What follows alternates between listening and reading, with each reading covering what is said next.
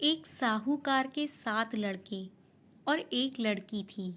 सेठानी के सहित उसकी बहुओं और बेटी ने करवा चौथ का व्रत रखा था।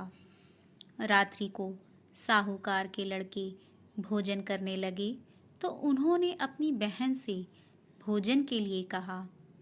इस पर बहन ने बताया कि उसका आज व्रत है और वह खाना चंद्रमा को अर्घ्य देने के बाद ही खा सकती है। सबसे छोटे भाई को अपनी बहन की हालत देखी नहीं जाती और वह दूर पेड़ पर एक दीपक जलाकर चलनी की ओट में रख देता है, जो ऐसा प्रतीत होता है जैसे कि चतुर्थी का चांद हो। बहन ने अपनी भाभी से भी कहा कि चंद्रमा निकल आया है, व्रत खोल लें, लेकिन भाभीयों ने उसकी बात नहीं मानी और व्रत नहीं खोला। बहन को अपने भाइयों की चतुराई समझ में नहीं आई और उसे देखकर करवा उसे अर्घ देकर खाने का निवाला खा लिया। जैसे ही वह पहला टुकड़ा मुंह में डालती है, उसे छींक आ जाती है। दूसरा टुकड़ा डालती है तो उसमें भी बाल निकल आता है और तीसरा टुकड़ा डालती है तभी उसके पति की मृत्यु का समाचार उसे मिलता है। वह बेहद दुखी होकर उसकी भाभी को सारी सच्चाई बताती है कि उसके साथ ऐसा क्यों हुआ। व्रत गलत तरीके से टूटने के कारण देवता उससे नाराज हो गए हैं।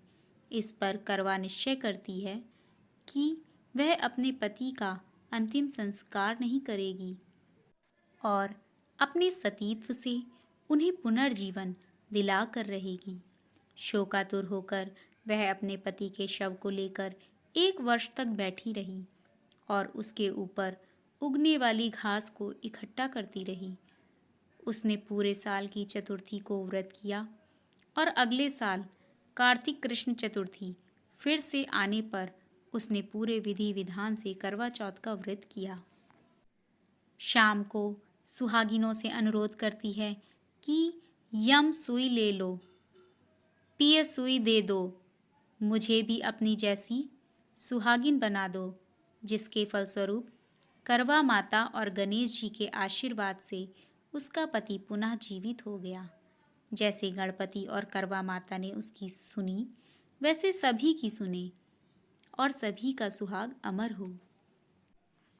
करवा चौथ की कथा को महिलाएं अलग अलग तरीके से करती हैं, पढ़ती हैं और सुनती हैं। करवा चौथ का व्रत रख रही हैं तो गणेश जी और बुढ़िया माई से जुड़ी यह व्रत कथा अवश्य सुने। पौराणिक कथा के अनुसार एक बार गणेश जी अपने दोनों हाथों में 2 कटोरी लिए पृथ्वी का भ्रमण कर रहे थे।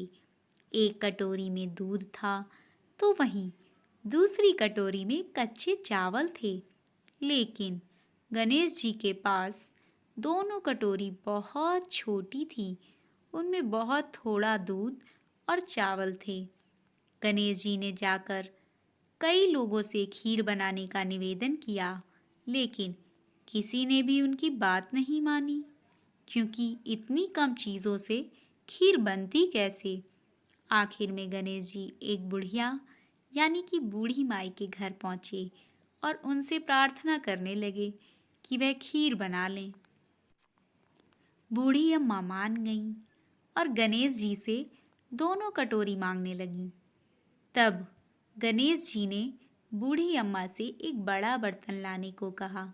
जब अम्मा ने कारण पूछा तो उन्होंने बोला कि इन दोनों कटोरी में मौजूद दूध और चावल को खाली करना है ताकि इतनी ज़्यादा खीर बन सके और गांव में बँट सके। बूढ़ी अम्मा चौंक गईं और बोली, यह तो संभव ही नहीं है कि ज़रा से दूध और चावल से बड़ा बर्तन भर जाए। लेकिन गणेश जी के कहने पर वह 2 बड़े बर्तन ले आईं और उनमें चावल और दूध डाल दिया। इसके बाद वो बर्तन चावल और दूध से भर गए, जिसे देख बूढ़ी अम्मा चौंक गईं और उन्होंने खीर बनाना शुरू किया। बूढ़ी अम्मा खीर बनाकर बाहर गांव वालों को बुलाने के लिए जाने लगी और गणेश जी से बोली कि आप नहा लीजिए, इसके बाद आपको भोग लगाकर ही गांव में खीर बांटूंगी। बूढ़ी अम्मा गांव वालों को बुलाने के लिए बाहर चली गई कि तभी उनकी बहू आई और खीर देखकर उनका मन ललचा गया और उसने थोड़ी सी खीर खा ली। इसके बाद जब अम्मा ने गणेश जी को भोग लगाने के लिए खीर निकालना शुरू किया, तब गणेश जी ने भोग लेने से मना कर दिया। अम्मा ने कारण पूछा तो उन्होंने बताया कि माई, खीर का भोग तो पहले ही लग चुका है।